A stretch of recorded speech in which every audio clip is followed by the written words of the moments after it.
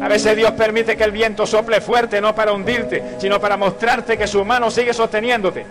Queremos el milagro, pero no el proceso. Queremos la promesa, pero sin el desierto.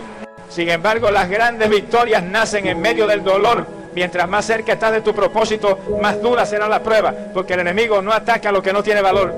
La tormenta no significa que Dios te abandonó, significa que algo grande está por nacer. Así como una madre atraviesa el dolor antes de ver el rostro de su hijo, tú también tendrás que pasar por el fuego antes de ver la gloria. El Calvario fue el dolor antes de la resurrección, la cruz antes de la victoria. Así que no huyas del proceso, porque Dios no ha terminado contigo. Él no se rinde, no retrocede y no olvida lo que prometió. Aunque caigas, Él te levantará. Aunque llores, Él te consolará.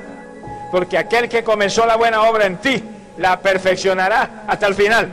No temas la tormenta. Teme rendirte antes de ver el milagro.